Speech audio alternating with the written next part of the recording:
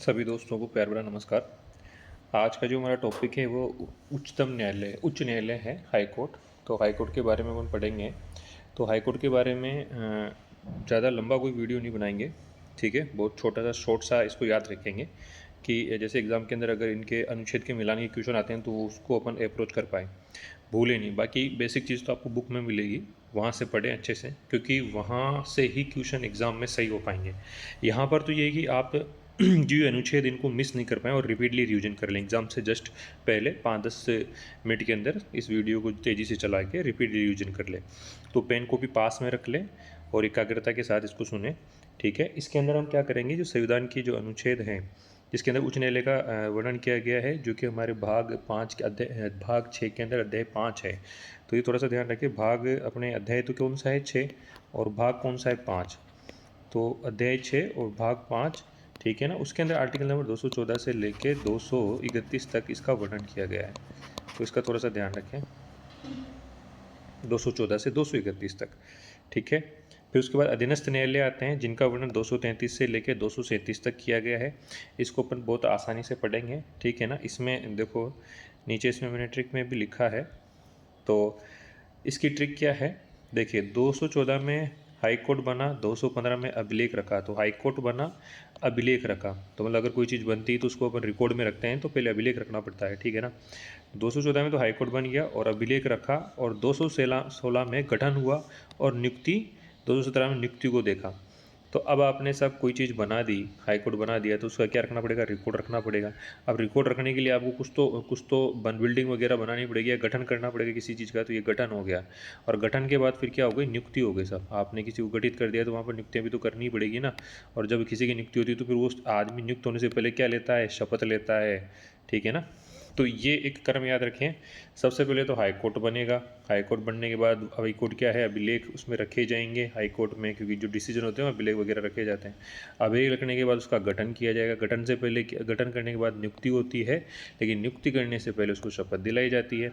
तो इसको याद रखें आप। 214 के अंदर हाई कोर्ट बना, 215 के अंदर हाई कोर्ट जो होता है उच्च न्यायालय होता है वो अभिलेखी न्यायालय होता है, और 216 के अंदर उसका गठन के बारे में वर्णन दिया हुआ है, 217 के अंदर उसकी नियुक्ति के बारे में बताया हुआ है, और 219 के अंदर शपथ ली गई है, ठीक है। तो 219 के अंदर क्या ली गई है, शपथ ली गई है, ठीक है। तो इसको आप अच्छे से याद रखें, भूलें नहीं इसको, ठीक है। एक बार रिवाइज कर लेते हैं इसको अच्छे से। चलिए साहब, अब अपन पढ़ते हैं आगे। अब इसके बाद आता है आर्टिकल नंबर 219। 219 में ये ले ली अपन ने शपथ, ठीक है। 220 यानी यहाँ देखो आगे जीरो आ रहा है, जीरो मतलब 1 रुपया नहीं लेंगे, ठीक है ना। तो 1 रुपया नहीं लेंगे तो कमाई बंद हो जाएगी। तो कमाई कब बंद होगी, जब वकालत छोड़ देंगे। तो क्या होता है कि अगर कोई सुप्रीम कोर्ट उच्च न्यायालय के अंदर अगर हाई कोर्ट के अंदर कोई जज अगर नियुक्त हो जाता है तो उसके बाद वो वकालत नहीं कर सकता, ठीक है ना। तो उसके लिए जीरो हो गया। एक का मतलब वेतन, क्योंकि हम कोई भी काम करते हैं, ये जज साहब हैं, ये कोई काम करते हैं तो 1 रुपया वेतन लेते हैं। तो 221 के अंदर क्या हो जाएगा, वेतन। अब कोई भी जज साहब है तो वहाँ एक जगह तो रहते नहीं है, कभी कभी दो दो जगह ईमानदारी से काम करेंगे तो दो दो जगह ट्रांसफ़र हो जाते हैं इनके। तो ये एक ही साल में दो दो जगह ट्रांसफ़र ले रहे हैं, तो 222 में ट्रांसफ़र, ठीक है। अब आते हैं 223। अब मान लो 2 आदमियों से काम नहीं हो रहा, ये दो दो मिलके काम नहीं कर पा रहे हैं, ठीक है ना। तो वहाँ पर उच्च न्यायालय के अंदर काम के बोझ बढ़ जाता है, तो वहाँ पर क्या होगा कि एक कार्यकारी न्यायाधीश की नियुक्ति कर दी जाती है, ठीक है ना। तो ये 3 हो गए। तो 223 के अंदर क्या हो गया, कार्यकारी न्यायाधीश की नियुक्ति के बारे में बताया गया है। 224 के अंदर अपर जज आ जाते हैं, ठीक है। अपर या जो अन्य जज होते हैं उनकी नियुक्ति के बारे में। 223 में और 224 में अंतर ये होता है कि ये जो कार्यकारी न्यायाधीश होता है ये मुख्य न्यायाधीश होता है। मान लो मुख्य न्यायाधीश कहीं चला गया है या अनुपस्थित है, तो उसकी जगह क्या किया जाता है, अन्य न्यायाधीशों के अंदर जो वरिष्ठ आदमी होता है उसको मुख्य न्यायाधीश के लिए एक्टिंग जो जज होता है वो बना दिया जाता है। इधर 224 में गया था अपर जज पाए आए आते हैं इसके अंदर। मान लो यहाँ पर जज कम पड़ गए हैं तो ये अपर जज या जो कार्यवाहक जज है, अन्य जज वो बना दिए जाते हैं। 226 के अंदर मोस्ट इंपोर्टेंट रिट जारी की जाती है, बंदी प्रतिष्ठीकरण, परमादेश, प्रतिषेध, अधिकार परीक्षा। ये 5 रिट होती है जो जारी करते हैं, ठीक है ना, उत्प्रेषण वगैरह। तो 6 मतलब 6, रिट की जाती है, जारी की जाती है। 227 में क्या क्या क्या होता है, अधीक्षण चलाए जाते हैं, मतलब अधीक्षण किया जाता है किसके द्वारा, हमारे जो हाई कोर्ट उसके द्वारा, अन्य जो अधीनस्थ न्यायालय होते हैं उन सबका अधीक्षण किया जाता है। 229 में खर्चों के खर्चे संभाले जाते हैं, और 230-31 में यूटी व संयुक्त हाई कोर्ट बनाए जाते हैं। यूटी मतलब ये जो अपने केंद्र शासित प्रदेश हैं और जो राज्य हैं उनमें संयुक्त हाई कोर्ट बनाए जाते हैं 230 और 231 के अंदर। तो ये थोड़ा सा डिटेल हो गया, इसको आप याद कर लेना, ठीक है।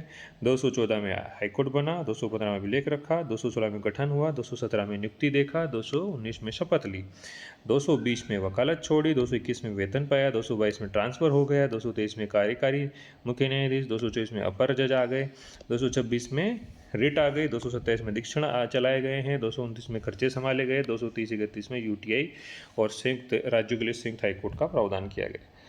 चलिए साहब, अब यहाँ से पढ़ते हैं अपन 214 के अंदर, ठीक है। हाई कोर्ट की स्थापना, 214 अनुच्छेद है हाई कोर्ट की स्थापना। ये हाई कोर्ट है, इसकी स्थापना हो गई। स्थापना के बाद राज्यों के लिए क्या होगा, एक उच्च न्यायालय बनाया जाएगा। 215 के अंदर क्या लिखा गया है, ये अभिलेख न्यायालय होगा, ठीक है। कोर्ट ऑफ रिकॉर्ड फैसले सुरक्षित रखे जाएंगे। 216 गठन हो गया, देखो चित्र से पता चल रहा है, ये तो हाई कोर्ट हो गया, राज्यों के लिए हाई कोर्ट होगा। इसके अंदर अभिलेखीय न्यायालय का प्रावधान है, इसके बाद इसका गठन का प्रावधान है, इसके बाद नियुक्ति का प्रावधान है, उसके बाद ये शपथ ले रहे हैं, ओथ ले रहे हैं। और 220 में वकालत बंद हो गई है। 221 में वेतन के बारे में बताया गया है कि कितना वेतन मिलेगा उच्चतम न्यायालय के न्यायाधीशों को। इन 222 में तबादले कैसे होंगे, क्या प्रोसीजर होगा, उसके बारे में बताया। 230 कार्यकारी जज, ठीक है ना, एक्टिंग चीफ जस्टिस के बारे में बताया। 224 के अंदर अपर, काम के बदले अतिरिक्त जज पाए जाते हैं, काम बदलने पर अतिरिक्त जज आ जाते हैं, ठीक है ना। अगर मान लो काम का लोड बढ़ जाता है अस्थायी रूप से, तो अतिरिक्त जजों को नियुक्त कर दिया जाता है। रिट लगाई जाती है, मौलिक अधिकारों के लिए रिट जारी करने का अधिकार होता है, ठीक है। और रिट जारी करने का जो अधिकार होता है ये हमारे उच्च न्यायालय का उच्चतम न्यायालय से बड़ा होता है। उच्चतम न्यायालय तो केवल मौलिक अधिकारों की रक्षा के लिए ही रिट जारी कर सकता है, लेकिन उच्च न्यायालय जो होता है वो संवैधानिक अधिकार और मौलिक अधिकार दोनों की रक्षा के लिए रिट जारी कर सकता है। अधीक्षण देख रेख, सभी निचले अदालतों का अधीक्षण सुपरविजन किया जाता है, किसके द्वारा, हाईकोर्ट के द्वारा। फिर उसके बाद खर्चे व स्टाफ, ठीक है, हाईकोर्ट के कर्मचारी सेवक व खर्चों का प्रबंधन है। और 230-31 में क्या है, केंद्र शासित प्रदेशों पर लागू और 2 राज्यों का कॉमन हाईकोर्ट हो सकता है। तो 230 में तो ये केंद्र शासित प्रदेशों पर लागू होगा और 2 राज्यों का कॉमन हाईकोर्ट होगा, इसके बारे में बताया गया है, ठीक है। तो ये देखिए, अब इसके बाद अधीनस्थ न्यायालय आते हैं। अधीनस्थ न्यायालयों के अंदर क्या किया जाता है, 233, ठीक है, जिला जज की नियुक्ति के बारे में बताया गया है। 234 अन्य न्यायिक भर्तियाँ, मतलब जिला जज के अलावा जो अन्य न्यायिक भर्तियाँ राष्ट्रीय लोक सेवा आयोग से, ठीक है, इसका भी प्रावधान होता है। अन्य न्यायिक भर्तियों के अंदर और भी होते हैं, जो जिला जज होते हैं ना, उससे नीचे की जो जज होते हैं, जैसे कनिष्ठ या वरिष्ठ जज हो गया, ठीक है ना, मुख्य सत्र न्यायाधीश हो गया, मुंशिप न्यायालय के न्यायाधीश हो गए, इसके अलावा अन्य कर्मचारी मंत्र हो गए, जो न्यायिक, जैसे राज्य न्यायिक प्राधिकरण हो गया, इनके कर्मचारी वगैरह।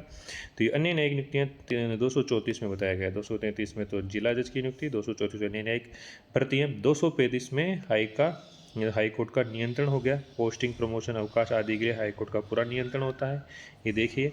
और 236 के अंदर परिभाषाएं दी गई है, मतलब जिला न्यायाधीश से जो शब्द है वो उसमें कौन कौन होगा उनका निर्वचन किया गया है, उनका विवरण दिया गया है।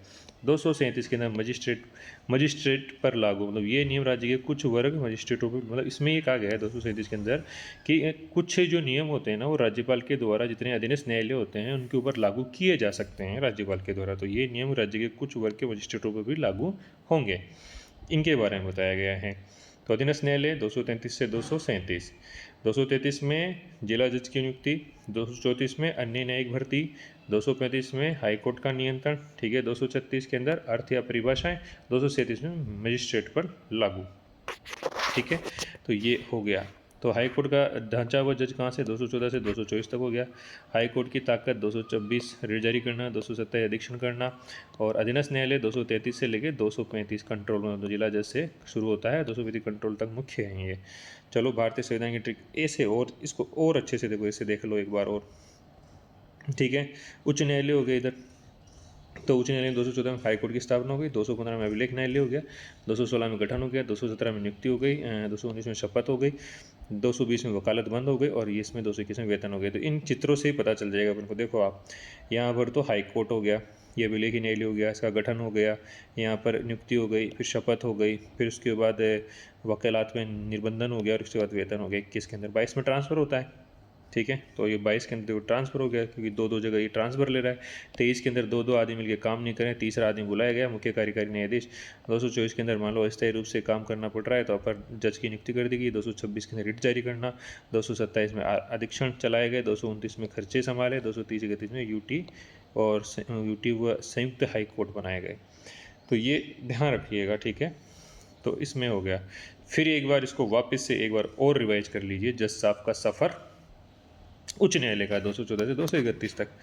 तो हाई कोर्ट की स्थापना हो जाती है 214 के अंदर, ठीक है। उसके बाद अभिलेखीय न्यायालय हो गया हाई कोर्ट 215 के अंदर, इसका गठन हो गया 216 के अंदर। उसके बाद यहाँ पर नियुक्ति हो जाएगी 217 में। 219 के अंदर क्या हो जाएगी, इसकी शपथ हो जाएगी 219 के अंदर, ठीक है। 220 के अंदर क्या हो जाता है, वकालत पर निर्बंधन हो जाता है। 222 में दो जगह। 221 के अंदर तो वेतन होता है भैया।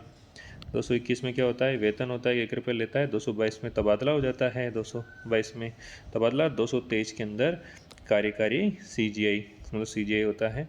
और 224 में अपर जज आ जाते हैं। 226 के अंदर रिट वगैरह जारी करना आ जाता है। 227 में अधीक्षणीय देख रेख आ जाती है। 229 के अंदर खर्चे स्टाफ के खर्चे देने। 230 में यूटी पर लागू होता है। 231 में संयुक्त हाईकोर्ट के बारे में बताया गया है, ठीक है। ये हो गया एक, ये माइंड मैप ये भी है देखो इसका, ठीक है। 214, 15, 16, 17, 18, 19, 20, 21, 22, 23, 24, 26, 27, 28, 29, 30। तो 27 के अंदर, ठीक है। 27 के अंदर क्या हो जाएगा साहब, आपने देख रेख का अधीक्षण का मामला हो गया। 29 में खर्चे हुए स्टाफ उससे खर्चे हो गए। 230 में यूटी पर लागू। 231 में संयुक्त हाईकोर्ट, इसको ऐसे याद कर लें, ठीक है। मास्टर ट्रिक हो गई। और 124 से लेके उच्चतम न्यायालय में अनुच्छेद जो 124 है, 1 व 2 की जगह बदल दी गई है। उच्च न्यायालय में 214 है, ठीक है ना। तो 124 और 214 ये भी ध्यान रखें। अधीनस्थ न्यायालय के मैंने बता दिया। 233 में जिला जज नियुक्ति हो गई। 234 के अंदर अन्य न्यायिक भर्ती हो गई। 235 में हाईकोर्ट का नियंत्रण हो गया। 236 के अंदर अर्थीय परिभाषा हो गई। 237 में मजिस्ट्रेट पर लागू हो गया। तो ये देख लो भाई ये हमारी ट्रिक थी, ठीक है। इसको आप अच्छे से एक बार रिवाइज कर लेना, ठीक है। अब मैं थोड़ा सा, अगर आप चाहो तो इसको मैं डिटेल में आपको बता सकता हूँ कि 214 के अंदर क्या लिखा गया है। तो 214 के अंदर राज्यों के उच्च न्यायालय हैं, उनके लिए प्रावधान किया गया है। प्रत्येक राज्य के लिए एक उच्च न्यायालय होगा, ठीक है। संसद कानून द्वारा 2 या अधिक राज्यों के लिए एक हाईकोर्ट बना सकती है। तो आर्टिकल नंबर 214 के अंदर ये बताया गया है, ठीक है। तो ये ध्यान रखिएगा आप 214 के अंदर, ठीक है। तो ये समझ में आ गया आपके। अब बात करते हैं आर्टिकल नंबर 231। 231 को मैं यहाँ क्यों पढ़ा रहा हूँ, थोड़ा समझिए आप। आर्टिकल नंबर 231 और यहाँ 241 दोनों को पढ़ाऊँगा मैं। 231 के अंदर क्या प्रावधान किया गया है, 231 ये कहता है कि संसद को 2 या 2 से अधिक राज्यों के लिए अथवा 2 या 2 से अधिक राज्यों या केंद्र शासित प्रदेशों के लिए एक संयुक्त उच्च न्यायालय की स्थापना करने की शक्ति प्राप्त है। जैसे असम, अरुणाचल प्रदेश, नागालैंड, मिजोरम व गुवाहाटी हाई कोर्ट। ये प्रावधान 7वें संविधान संशोधन 1956 द्वारा किया गया था। तो ध्यान रखिए यहाँ पर आप, ठीक है ना। तो देखो आप मिजोरम ले लो, एक तो ये मिजोरम ले लिया अपन ने। इसके बाद ये असम ले लिए, इधर ये नागालैंड ले लिया, ठीक है। इधर अरुणाचल प्रदेश ले लिया, ठीक है ना। तो यहाँ पर कितने स्टेट हो गए, 4 स्टेट हो गए। इन 4 स्टेटों के अंदर क्या होता है कि एक संयुक्त हाईकोर्ट का निर्माण किया गया है, ठीक है। तो ये आर्टिकल नंबर 231 में बताया गया है। ये 231 के अंदर किस में बताया गया, 231 के अंदर। अब आर्टिकल नंबर 241 होता है, वो कहता है कि संघ शासित प्रदेश में स्वयं का हाईकोर्ट भी हो सकता है। 241 में क्या कहता है कि जो यूटीआई क्षेत्र है, संघ शासित क्षेत्र, उसके अंदर स्वयं का हाईकोर्ट भी हो सकता है। जैसे दिल्ली के अंदर है, दिल्ली के अंदर 1966 के अंदर, और जम्मू कश्मीर में है, जम्मू कश्मीर 1957 के अंदर हाईकोर्ट बनाया गया था, ठीक है। तो जिनका अपना उच्च न्यायालय है, अन्य संघ राज्य क्षेत्र विभिन्न राज्यों के उच्च न्यायालय के नए क्षेत्र में आ सकते हैं। तो ये आर्टिकल क्या कहता है कि मतलब कोई यूटीआई क्षेत्र इसका अपना खुद का भी हाई कोर्ट हो सकता है, और अगर कोई यूटीआई क्षेत्र है वो अन्य राज्य के, इसका अधिकार जो क्षेत्र है ना, वो अन्य राज्य के न्यायाधिकरण क्षेत्र के अंदर आ सकता है। तो आर्टिकल 241 में ये बात कही गई है, ठीक है। चलो साहब, तो इनको ध्यान रखिएगा, छोटी मोटी बातें हैं, ठीक है। और रिवीजन करते रहिएगा। 2-4 चीज़ें नोट कर लीजिए इसके अंदर से। ज़्यादातर तो ये मुश्किल से इनमें से कोई क्वेश्चन आता है, कभी कभी बार पूछ लिया जाता है। बाकी आप ज़्यादातर ध्यान रखिए कि राजस्थान उच्च न्यायालय के मुख्य न्यायाधीश कब से कब तक रखे, उनका क्या कालक्रम रहा है, उसके बारे में ध्यान रखिएगा। और विभिन्न जो उच्च न्यायालय हैं उनका गठन कब कब हुआ है, इनका ध्यान रखिएगा, ठीक है। इनकी मुख्य पीठ कहाँ है, खंडपीठ कहाँ है, इसका ध्यान रखिएगा। और इसके अलावा हमारे जो राजस्थान के उच्च न्यायालय उसके अंदर महिला न्यायाधीश कौन कौन सी रही हुई है, इनके बारे में आप ध्यान रखिएगा। तो वर्तमान में भाई अभी अभी हाल फिलहाल तो हमारे राजस्थान हाई कोर्ट में जो स्वीकृत न्यायाधीशों की जो कुल संख्या है वो तो है 50, ठीक है ना। तो इसके अंदर क्या हो गया, 49+1, एक तो मुख्य न्यायाधीश हो गया, बाकी अन्य न्यायाधीश हो गए, ठीक है। और वर्तमान में हमारे कितने कार्यरत हैं भाई, वर्तमान में कार्यरत न्यायाधीशों की संख्या कितनी है ये एक बार जरूर देख लीजिएगा। चलिए, अब इसके बाद अपन देख लेते हैं कि जो हाई कोर्ट की जो स्थापना की गई 214 के अंदर, तो हाई कोर्ट की स्थापना का क्या इतिहास रहा है। देखो 1862 से ही 1861 से 61 के समय हमारे ऑल इंडिया के अंदर उच्च न्यायालय की स्थापना की गई थी भारत परिषद अधिनियम 1961 1861 के द्वारा। 1861 में भारत परिषद अधिनियम आया था, उसके अंदर हमारे यहाँ पर 3 न्यायालयों की स्थापना की गई थी। जो सबसे पहला न्यायालय था कोलकाता न्यायालय था, जो कि 1862 के अंदर बना था 1 जुलाई 1862 को। दूसरा बॉम्बे था और तीसरा अपने मद्रास था। बॉम्बे का 14 अगस्त 1862 में हुआ था और मद्रास का 15 अगस्त 1862 के अंदर इसका निर्माण हुआ था। तो ये ध्यान रखिए 1862 का ना, ठीक है। 1862 में 3 अपने न्यायालय बनते हैं। सबसे पहले कोलकाता बनता है, उसके बाद मुंबई बनता है, उसके बाद मद्रास बनता है। तो कोलकाता की सबसे पहली होती है, कहाँ होती है, 1 जुलाई 1862 में होती है। उसके बाद 14 अगस्त को, फिर 15 अगस्त 1862 को अन्य न्यायालय बनते हैं, ठीक है। तो इनका क्रम भी याद रखिएगा। अच्छा, अब राजस्थान हाई कोर्ट के बारे में समझ लेते हैं। तो राजस्थान हाई कोर्ट का जो गठन किया गया था, तो राजस्थान हाई कोर्ट का जो गठन किया गया है हमारे, तो उसका जो गठन किया गया है सबसे पहले तो एक अध्यादेश के द्वारा किया गया है। और ये जो गठन हुआ था 29 अगस्त 1949 को उच्चतम न्यायालय का उद्घाटन जोधपुर में किया गया था, ठीक है ना। अध्यादेश की धारा 10(1) के द्वारा, ठीक है ना। एक अध्यादेश जारी हुआ था, ठीक है, उच्चतम न्यायालय के गठन के, उच्च न्यायालय गठन के लिए। तो अध्यादेश 10(1) की धारा के तहत हमारे अध्यादेश के द्वारा हमारे राजस्थान उच्च न्यायालय का गठन हुआ था, और ये हुआ था 29 अगस्त 1949 को। ये डेट थोड़ी सी ध्यान रखना, ये डाटा, ठीक है। अब नवनिर्मित जो हमारा राजस्थान उच्च न्यायालय था उसकी मुख्य पीठ जोधपुर में थी, और इसके अलावा 4 अन्य खंडपीठें थी जो कि जयपुर, बीकानेर, कोटा और उदयपुर में थी, ठीक है। अब उसके बाद क्या होता है कि 25 अगस्त 1949 को अधिसूचना तो जारी हो जाती है। धारा 1 की उपधारा 3 के तहत 29 अगस्त 1949 को राजस्थान उच्च न्यायालय की स्थापना हो जाती है, ठीक है। तो क्या होती है, तो अधिसूचना जारी की जाती है। इसमें क्या है, धारा 1, ठीक है ना, देख की उपधारा आती है 3 के तहत होता है 29 अगस्त 1949 को, ठीक है ना। फिर 1949 से पहले क्या होता है कि जो ये कोर्ट हमारा राजस्थान हाई कोर्ट है, ठीक है ना, इसकी स्थापना से संबंधित एक समिति बनाई जाती है, इसका नाम है BR पटेल समिति। इस समिति का गठन इसलिए किया जाता है कि राजधानी कहाँ रखी जाए और उच्चतम उच्च न्यायालय की स्थापना कहाँ की जाए। तो राजधानी, तो ये सिफारिश करती है ये समिति, जिसके मुख्य सदस्य एक तो BR पटेल साहब होते हैं, BR पटेल साहब के साथ होते हैं हमारे पुरी साहब, TC पुरी साहब, ठीक है। TC पुरी के साथ एक और सदस्य होते हैं हमारे SD सिन्हा साहब।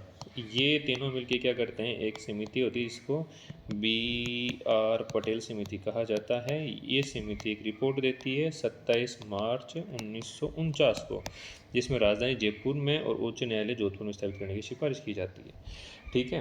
तो 26 जनवरी 1950 को भारत का संविधान लागू हो जाता है। राजस्थान को 20 श्रेणी का राज्य कहा जाता है, ठीक है। और 20 श्रेणी के राज्य के अंदर क्या होता है, राज प्रमुख दिशा निर्देश देता है कि हमारे यहाँ पर 8 मई 1950 को राज प्रमुख अधिसूचना जारी करता है, जिसमें 22 मई 1950 को अधिसूचना जारी तो 8 मई को होती है 1950 को, ठीक है।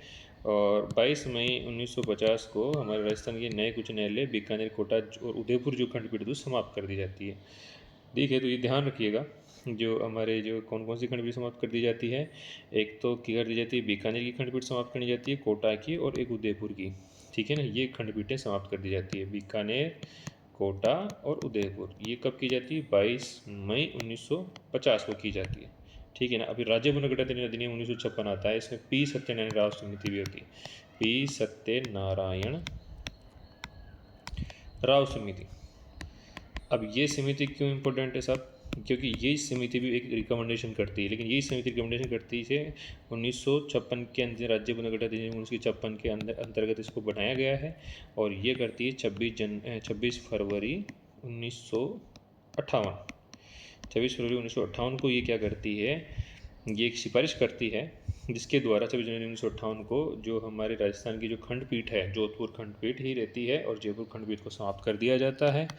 लेकिन वापस 1977 के अंदर जयपुर खंडपीठ की पुनः स्थापना कर दी जाती है, तो ये ध्यान रखिए। और P सत्यनारायण समिति के जो अन्य सदस्य हैं वो एक तो BK गुप्ता जी होते हैं, कौन होते हैं? BK गुप्ता जी। और एक सदस्य होता है V विश्वनाथन। कौन होते हैं? V विश्वनाथन जी। कौन होते हैं? V विश्वनाथन जी। तो ये थोड़ा ध्यान रखिएगा। चलो, अब वीडियो ज़्यादा लंबा हो जाएगा तो इन चीज़ों का आप ध्यान रखिए, इनको ध्यान रखिए। और हमारे जो प्रथम, जब हमारे राजस्थान उच्च न्यायालय की स्थापना की गई थी, उस टाइम में प्रथम बार मतलब 29 अगस्त 1949 को 11 न्यायाधीश थे, ठीक है ना। और 11 न्यायाधीशों के नाम इस प्रकार हैं। एक तो लाला नवल किशोर जी हैं जो जोधपुर थे, और अमर सिंह जसोल थी, ये भी जोधपुर में थी। कंवरलाल बाफना जी थे, ये जयपुर में, और मोहम्मद इब्राहिम ये भी जयपुर के थे। जवान सिंह राणावत उदयपुर के थे, और शार्दुल सिंह मेहता उदयपुर के थे।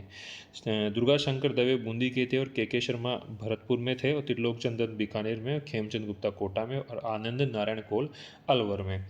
तो देख लो भाई, सबसे पहली बार जब बना तब 11 सदस्य थे, और जब ये राज्य पुनर्गठन अधिनियम 1956 के तहत बना तब हमारे कितने न्यायाधीश थे? शुरू के अंदर मात्र हमारे न्यायाधीशों की संख्या थी भैया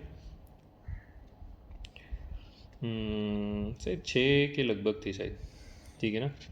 शुरू में जब बना था सब मुख्य न्यायाधीशों की इनकी मिला की संख्या 6 के लगभग थी। 11 से बाद में 6 रह गई थी जब पुनर्गठन किया गया ना इनका, ठीक है। तो सत्यनारायण समिति के तहत तो शायद 6 + 1 के लगभग 6 थी शायद। हाँ, चलो इसको देखेंगे एक बार।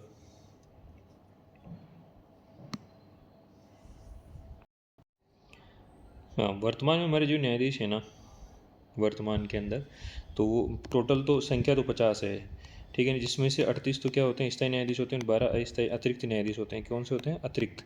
और ये 38 क्या होते हैं? स्थायी न्यायाधीश होते हैं। वर्तमान के अंदर हमारे यहाँ जो हैं वो 39 न्यायाधीश हैं, ठीक है। उनमें से 39 के अंदर से जो 39 है ना, उनमें से 38 तो क्या है? अन्य न्यायाधीश, और एक है मुख्य न्यायाधीश, ठीक है। ये ध्यान रखिएगा, ठीक है। और जब पहली बार जब भारत पर राज्य पुनर्गठन अधिनियम 1956 के तहत जब हमारे हाई कोर्ट का गठन हुआ था, उसके टाइम मेरे हिसाब से 6 + 1 सदस्य थे, मतलब 7 सदस्य थे टोटल, ठीक है ना। तो उनके बारे में आप पढ़ लीजिएगा कितने थे वो इसको कंफर्म कर लीजिएगा एक बार, ठीक है। चलिए, और एक चीज़ और ध्यान रखिए, यहाँ पर जो आर्टिकल नंबर 218 होता है, आर्टिकल 218 के अंदर क्या होता है कि उच्च न्यायालय के न्यायाधीश को किस तरह से उसके पद से हटाया जाएगा महाभियोग प्रक्रिया के द्वारा, जो कि आर्टिकल नंबर 124(4) के अंदर बताई हुई है, ठीक है ना। उसका वर्णन किया गया है, तो ये ध्यान रखिएगा। 218 के अंदर क्या है, कौन सी प्रक्रिया है? जो हमारे न्यायाधीश हैं, उच्च न्यायालय के न्यायाधीशों को हटाने की प्रक्रिया के बारे में बताया गया है, जिसमें ये कहा गया है कि उच्चतम न्यायालय से संबंधित कुछ उपबंधों का उच्च न्यायालयों पर लागू होना। तो 124 जो उपबंध है ना, उसके 124 का 4 और वो 4 वह खंड 5 लागू होता है आर्टिकल नंबर 218 के रूप में, जहाँ पर ये कहा गया है कि किस तरह से उच्च न्यायालय के न्यायाधीशों को हटाया जाएगा। जैसे उच्चतम न्यायालय के न्यायाधीशों को हटाया जाता है, वैसे उच्च न्यायालय के न्यायाधीशों को हटाया जाएगा। हटाने की प्रक्रिया का एक बार देख लेना, वर्णन कर लेना आप अच्छे से। इसके अंदर क्या होता है कि तो अपने जैसे राज्यसभा या राज्यसभा या लोकसभा के अंदर कहीं पर भी प्रस्ताव लाया जा सकता है। लोकसभा के अंदर लाने के लिए 100 आदमी के सिग्नेचर चाहिए, और राज्यसभा में लाने के लिए 50 आदमी के सिग्नेचर चाहिए। इसके बाद ये अध्यक्ष के पास जाएगा, ठीक है ना। लोकसभा अध्यक्ष के पास, लोकसभा अध्यक्ष क्या करेगा? अगर इसको स्वीकार कर लेता है तो उसके ऊपर क्या होगा?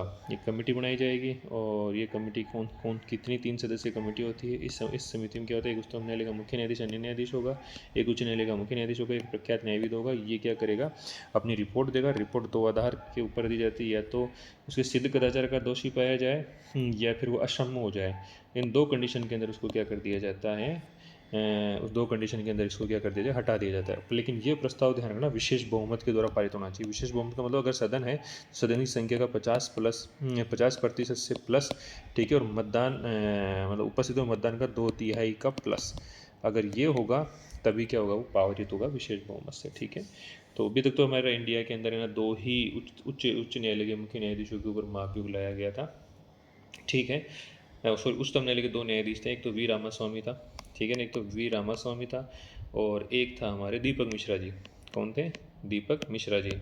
वैसे उच्च न्यायालय के जो न्यायाधीश होते हैं ना, हाई कोर्ट, तो वो अब तक तो 4 प्रकरण आ चुके हैं ऐसे। एक तो हो गया PD दिनाकरण का आ गया, एक सौमित्र सेन का आ गया, एक JB परदीवाला का, एक नागार्जुन रेड्डी का है। तो ये जो ये PD दिनाकरण था ना, ये PD दिनाकरण तो सिक्किम हाई कोर्ट का है। कहाँ का है? सिक्किम का है। इसके अलावा सौमित्र सेन है ना, ये सौमित्र सेन तो कोलकाता हाई कोर्ट का है, सौमित्र सेन, ठीक है। और इसके अलावा JB परदीवाला है ना, JB परदीवाला, ये गुजरात का है। JB Pardiwala Gujarat high court से हैं। और नागार्जुन रेड्डी ये हैं आंध्र प्रदेश हाई कोर्ट के, नागार्जुन रेड्डी, इनके ऊपर लाया गया था। ठीक है, तो ये थोड़ा सा ये तथ्य भी आप ध्यान रखिएगा।